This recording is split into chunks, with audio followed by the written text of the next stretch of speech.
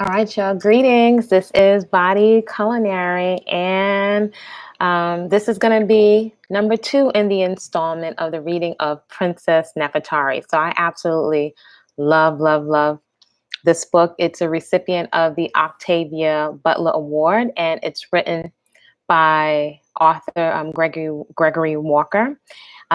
It's used in all kinds of literacy programs. I found it's just as exciting as a movie, and I love the heroine in the movie, and there's so many lessons. So grab your watermelon and your kale salad or whatever your goodies are and get ready. So I'm going to do it live because I really want to continue this book. So I'm going to pick up where we last left off at. If you're new to the channel, this is Body-Culinary, chef, trainer, mother, natural woman. And on this channel, I share inspiration to start a movement practice, start a garden, peaceful consumption centered around fruits, vegetables, seeds, and nuts. And I also share my journey of radical self-acceptance. I got a lot of very fine, textured, kinky, cottony hair. So I share all that stuff on here. If that's the kind of content you're interested in, then feel free to subscribe. If you find some value here, feel free to share the video. All right, so we're going to pick up where we left off with Princess Nefetari. Okay, so leaning forward over the bow of one of the approaching ships, Tenna squinted, causing his burly brown skin and bug-eyed face to be even more frog-like. As Kushner, war chief of this expedition, he knew the ships ahead were the prey his war party sought. They were in the right area doing the right thing, just as their informant had said. Now came the time to do what he always hated to do. It was time to go tell the witch. As he turned away from the ships bobbing in the sea ahead, he barked orders at his men, kicking a couple in their rears that moved too slowly from his path. He thought of sending an underling to inform the Hyksos sorceress that the prize she sought was nearly in their grasp. But half the time he had sent someone before, they did not come back. It seemed that Tenna was the only one aboard that the deadly Hyksos witch considered too important for her bloody sacrificial table. At least that is what Tenna hoped. As he got close to the cabin situated mid-deck, the familiar fragrance of incense and death wafted his way, reminding him to do a crew count later. A quick, sharp knock on the door brought forth the eerie voice that chilled the bones of all who heard it. "Come inside, war chief." With one hand upon his long dagger. How does she always know it was him? Tenna pushed the door open and stepped inside. As usual, his eyes had to adjust to the murky, candlelit darkness of the witch's lair. First, he noticed the table due to the flickering lights. It was half covered by a large cloth, half strewn with the strange implements of the witch's dark trade. Then he saw her sitting, as usual, in the high-backed chair that looked like it had been carved from ebony wood twisted by giant, angry hands. Her long black gown looked as if it had seeped from the very essence of the chair, wrapping tightly around her surprisingly shapely form. Long, sharpened fingernails scraped the arms of her throne, leading up to sleek copper-skinned arms that seemed to disappear into the combined darkness. Her neck and face, floating above the darkness and chair, was topped off by long, ebony black hair draped over one shoulder. Her face, which was once beautiful, had sallow cheeks and sunken eye sockets, giving the impression of a copper-colored skull floating in the death-like darkness. All of this was bad enough, as any one of Tenna's crew, even the most stalwart and bloodthirsty, could attest. But it was the Hyksos witch's eyes that were the worst. Her eyeballs were black as pitch, surrounded by whites that were as translucent as a long-dead corpse's. Tenna hated being near her, but due to their mutual pact against Kemet, he was forced to report to her and even do her bidding. "Report!" the raspy voice of the witch commanded. Great Set Priestess, Tena replied. Your prize is at hand. We are preparing to attack the ships of Kemet and the Medjay now. I care nothing for your details. Get me my prize. You do it personally, not some underling. Suddenly, a long serrated dagger appeared in her hand. Fail me, and this Set's fang shall taste your flesh. Tena gulped hard. Bowing low, he began backing out of the cabin. It shall be done, Priestess Nufanun. The fearful Kushna leader replied. We will not fail you. The ship around the children had suddenly exploded with activity as shipmen ran to and fro shouting. When another ship appeared from the mist, a mood of concern washed like a wave over the shipmen. Doubt about their ability to hold the attackers off took hold, so they turned northeast and began picking up speed toward the land of Dajahi. The Medjay ship, meanwhile, sailed close behind, angling itself to intercept those approaching. As the threatening ships got closer, Queen Mut-Ahetep and Prince Paku finally called the children over. Mut, what's happening? Nefetari asked. Someone is coming to attack us, the queen replied. This meeting was a secret, but somehow the word got out. But Mut, don't we control all the waters near here? Akmesh declared. Who would dare do such a thing? Didn't we chase away all the pirates? Those are not pirate ships, young prince, declared Prince Paku. I recognize those vessels from our dealings with the people of Eastern Kush. We knew the Kushna had been forging close ties with the Hyksos. They are most likely coming for your sister. Nefetari looked up fearfully. Me? She asked.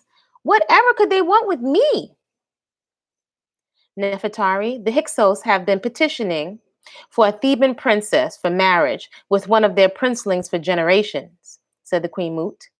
They know our tradition, that no one can claim true rulership of the two lands unless they are legitimized by female Theban blood.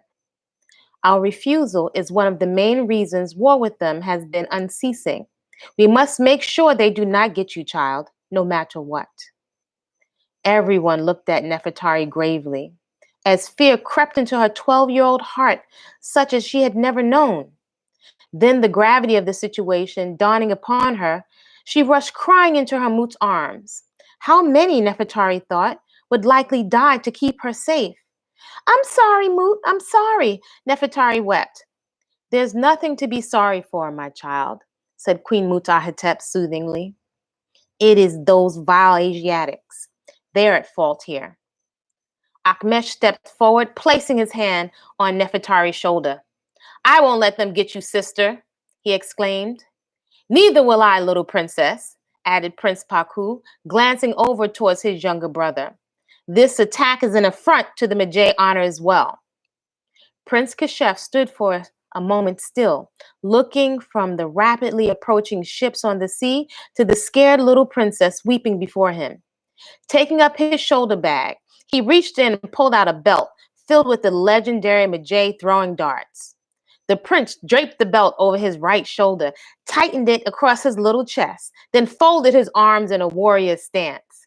They will have to come through me to get you, princess, Prince Kashef declared. Minutes later, the sound of battle rang out across the Red Sea as the Queen Mut, Tukana, and the three royal children rowed towards the shore in a small boat. The chase was over, the battle begun, and Prince Paku had stayed behind to help coordinate the fight against the Eastern Kushites. In fact, the very last glimpse they caught of the Medjay warrior prince found him laying enemies low with a sickle sword as they rushed across the planks onto the defending ships. Paku had given his brother a smile and a nod, and then he was lost in the midst of battle.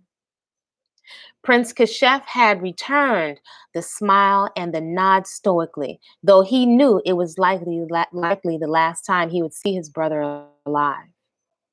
Taking advantage of the distraction of the battle, Tukana now rowed his 4 chargers the last mile or so to the shore. The plan was to travel by foot to the Kemetic fort on the outskirts of Dahaji for safe haven and report the treachery of the Kushna. But the land was fraught with dangerous bandits on the road and wild animals in the vast forest, making it a dangerous long journey for any company of seasoned warriors, let alone a small band such as theirs with children. "Oh no!" cried Queen Moot, pointing back towards the ships. As the battle aboard the ships raged, two smaller boats separated from the others and began coming their way. As the first of them rounded the side of their vessel, it was riddled with arrows from the Kemetic ship. All the warriors aboard it fell over dead into the water. But the other small boat got by and kept coming. "Tukana," the Queen Moot said. "Please row faster." With a grunt, the elder warrior put his back into it, picking up the pace, but the pursuing boat had perhaps 6 men, and 4 of them were rowing.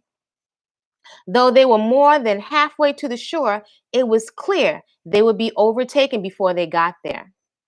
Tukana knew this also and racked his mind for a solution. When they got perhaps a ship's length to the shore, the old elder shouted, "Swim, children!" The Queen Moot picked up a bow and a quiver of arrows, handing a sickle sword to Tukana. As she shot an arrow at the rapidly approaching boat full of enemies, she nodded at Tukana and addressed the children. "Yes, children, swim to shore while we hold them off. Take whatever food and water you can carry. Do it now." "But Moot," Nefetari cried, "what of you and Tukana?" "Do as she says. I taught your Moot to fight myself," cried Tukana. "We will delay them while you get away." Akmesh and Nefetari had tears in their eyes as they tied supplies to the backs, while Kashef scanned the shore. "I will take them to Jahai," the little Majay prince declared bravely. "To pass my rights, I had to survive in the wild alone. I swear to you that I will get them safely to the fort." Tukana and the queen looked at each other and nodded in their agreement. The elder warrior gave them directions to the fort and handed Prince Kashef a bow and a quiver full of tied arrows. Just as Kashef tried to leave, the elder pulled him close, whispering something into his ear. The Majay boy looked at the elder warrior most gravely and then nodded and plunged into the water. He was followed by Nefetari and Akmesh. As they swam away, they heard a scream from one of the attackers as Queen Moot shot him, followed by more shouts, cries, and splashes. When they got to shore, they turned around to see Tukana and Queen Moot battling hand to hand with 2 men who had leapt over from their boat. 2 other bodies bobbed in the water, but the other 2 warriors were missing. Nefetari spotted them swimming their way and pointed them out. Kashef notched an arrow, aimed carefully, and shot one of them.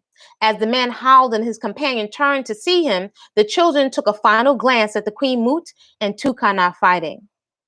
Somehow sensing they were looking instead of running, the Queen Moot screamed out loudly as she fought, "Go! Get away from here, children! Go now!" The children took off across the sand, headed for the forest, and ran into the trees with the sound of battle following them. Chapter 2. A more dangerous pack. Tena was astounded at the accuracy of the arrow shot at them by the little Majay boy. It actually whizzed past close enough for him to feel it near his ear. It missed him, though, plunging into the shoulder of the warrior swimming next to him in their pursuit of the children. Not knowing if the wretched child would follow the shot with another, Tena swam back to the wounded man under the pretext of concern, while actually using his body as a shield. When the man started to convulse, Tena simply held his face underwater as he stopped, continued to hide behind his still frame as the children took off for the forest. With a brief glance behind him, Tena noticed the pitched battle between the boats and the closer fight between his warriors and a Kemite woman and old man. Shrugging his shoulders, the Kushner chief decided that his men could handle the situation and pressed on. Pushing past the limp body of his human shield, Tena knew that catching the little princess was his only course of action. Her little royal companions could be ransomed, and he could avoid the horrible wrath of that horrible Hyksos witch by bringing her back. But as he splashed from the water onto the shore, the Kushner chief touched his ear, considering the accuracy of the arrow that had just nearly slain him.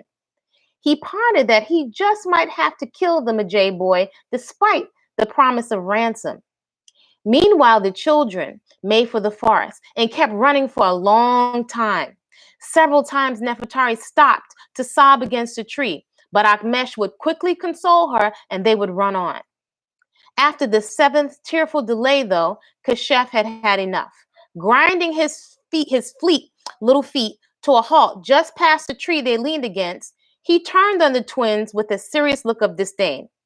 Akmesh, get your sister going, the little Majay prince cried. We don't have time for this. Give us a moment, Akmesh returned as he held his sobbing sister. We don't have a moment, roared Kashef. The other Kushner is coming for us, of that you can be sure. We may have just lost our moots, Majay. And I most likely have lost my brother.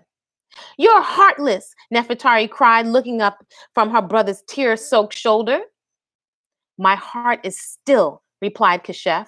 My brother taught me Men-Ab after he learned it in Kemet. You are Kemetic royalty. You should be stilling those feelings with proper breathing too. Akmesh stood up with his hands on his hips.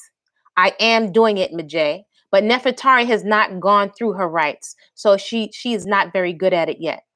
Well, consider this her rite of passage then. After we lose this Kushna, we can settle down and practice together, growled Kashef, stepping towards them. But now you had better get her up, or I shall drag her by her braids to her feet. Akmesh took a step towards Kashef, menacingly. You'll not touch my sister, tent dweller. Elder Tukana put me in charge, and I will do whatever I must do, you two, to get you to Jahahi. Why are you so mean, Kashef? Nefetari sniffled. Mean? Don't you know what is at stake here? Kashef shot back. We can't let them get you and force you to marry a Hyksos prince. My sister would never do such a thing, hissed Akmesh. Never would I marry one of them, Nefetari added. Kashef rolled his eyes. You two have led really sheltered lives, haven't you? They have ways, torture, or they will cloud your mind somehow. Not my mind, cried Nefetari. I would die first. Kashef stepped closer, pointing directly into Nefetari's face. Well, I'm glad you feel that way, because they told me to make sure you are not taken alive. Kashef was immediately sorry he said this, as suddenly a shocked silence came over the children. The twins looked at each other for a long moment. Then Akmesh spoke up. That is what Elder Tukana whispered to you? It was, replied Kashef grimly. It was a directive straight from your moot. We cannot let them take her to the Hyksos. Akmesh was about to speak again, but Nefetari shook his shoulder, silencing him then. They were right, she declared. I am a princess of Kemet. I cannot allow myself to be used for the downfall of my people. Suddenly, a loud, gruff voice rang out from somewhere nearby. Well, it is a little too late for that. Tenna stepped from behind a tree, flexing a bow, an arrow notched and pointed at the children. Do be a good girl, princess, and step over me. Step over to me, or I will shoot your brother in the heart. I told you, declared Kashef. While we were running our mouths, this sneaky Kushner Kur caught up with us. Shut up, boy, or I will forgo ransom and shoot you now, Tenna growled. Princess, get over here, or your brother dies. Suddenly, Kashef pounced upon Akmesh, knocking him to the ground. Tenna let fly, but the arrow flew harmlessly over them. Run, Nefetari, both boys shouted. Nefetari bounded away, and the Kushner took off after her. Kashef jumped to his feet, extending a hand to pull Akmesh up, and they charged right after him. Nefetari was fast, her little feet a blur. She dodged roots, leapt over small bushes, and ducked branches to gain a good lead over the enemy warrior chasing her. But she could sense his relentlessness and knew it was only a matter of time before she tripped or got tired and he would have her. She also knew that her brother and the Majay boy would be close behind and that together they might have a chance against him. So as she ran, the princess looked for any advantage she could to slow him down. After dodging a large bush filled with dangerous-looking thorns, she thought she had the answer. Turning back to the thorny bush, she carefully tugged at a couple of its branches. Listening intently to gauge how close her pursuer was, she decided that she had time to set her trap. Seizing a couple of long, thick branches filled with fang-like spikes, she slowly and carefully pulled them. Bending them back like a bowstring, she tilted the branches down towards another leafy bush, which she hid behind. Nefetari only had to wait a few seconds before the large, ugly man came charging, unwittingly lining himself up for her surprise. Just as he appeared, she yanked the branch back and with a final hearty tug, let go. Tenna was irritated. He'd had just about enough of all the running. He was so angry that he decided that one of the boys would have to die, despite the promise of royal ransom. Up ahead, hold on, I gotta get some water. This is getting good. Up ahead, he heard the girl stop, most likely a futile attempt to try and hide. This made the Kushner grin, for his people were renowned trackers, almost on the level of the Majay, and it would not take long to find her. He would have her, and then he would coax the two boys close and take out his ire upon one of them. But as he ran past a particularly large bush, two branches sprang forth like bolts of lightning, smashing him directly in the face. The impact was tremendous, and long, sharp thorns sunk into his upper chest, skewering his right cheek to the bone and stabbing into one of his frog-like eyes. The pain was excruciating, and oh, how Tenna howled! As Tenna sunk groaning to the ground, he painfully pried at the thorns in his flesh and useless eye. After writhing for a moment, he looked up, his good orb widening as the three children gathered around him. The girl wore a shocked expression, apparently surprised at the amount of carnage her trap had caused. The two boys looked down, speaking to each other with absolute delight. Finally, after nodding in agreement, each lifted a foot above the screaming man's head. Their descending sandal heels were the last thing Tenna saw before darkness overtook him and his screaming stopped. When Tenna came back to his senses sometime later, he was surprised to be alive. He found himself sitting up tied to a tree. He was bound hand and foot, and a bandage was over his lost eye. Night had fallen. They were in a clearing, and a few yards away, the three children sat before a large fire. The Majay boy was petitioning for his demise. Look, I say again, Keshef argued, we should tie some stones to his feet and sink him to the bottom of that lake we pass. And I say, replied Akmesh, that we should take him to the Jahahi fort. As much as I hate to admit it, Nefetari added, I agree with my brother.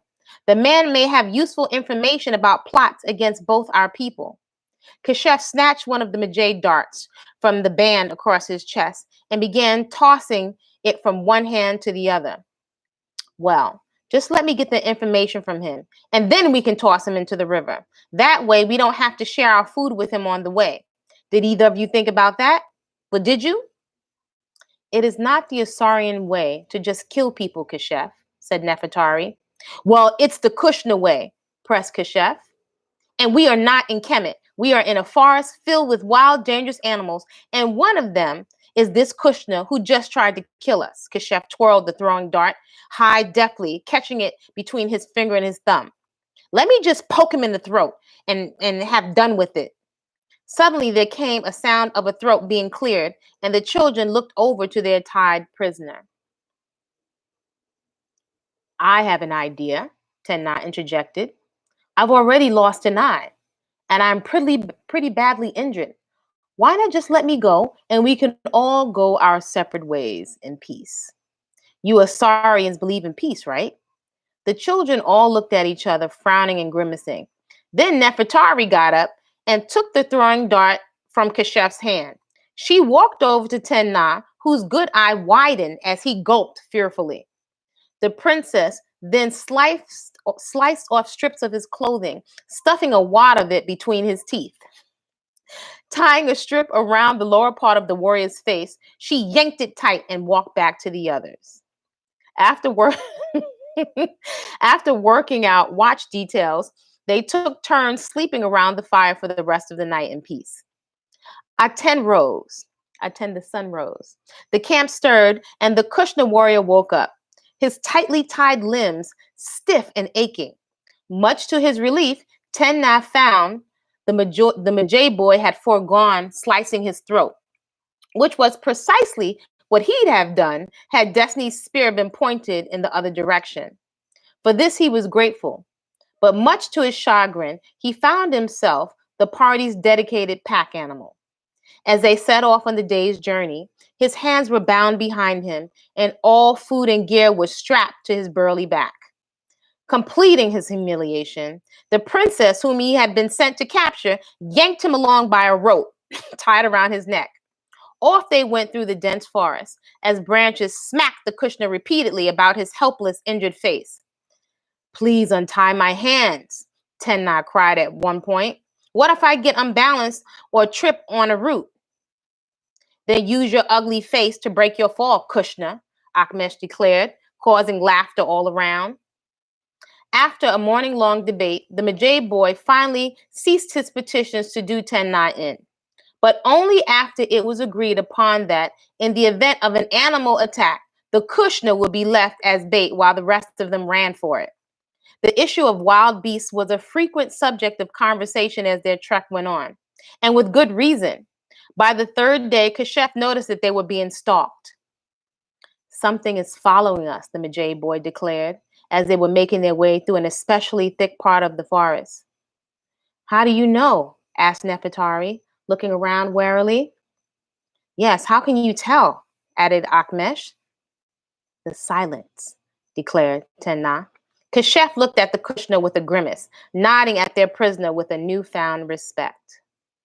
And we're going to stop there. So we are reading Princess Nefetari, written by Gregory Walker. I absolutely love this book. So this is like our second installment.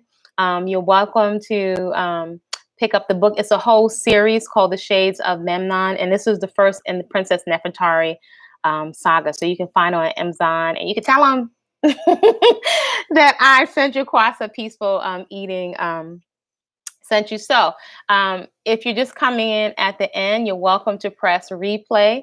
And if this is your first time in this installment, go back to Princess Nefetari 1, the first part in the series. So I will leave you with that. I hope you all enjoyed it because I love reading.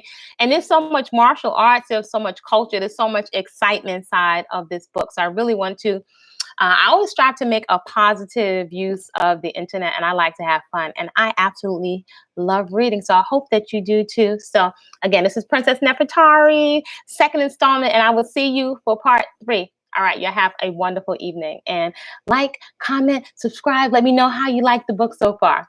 All right, see you soon.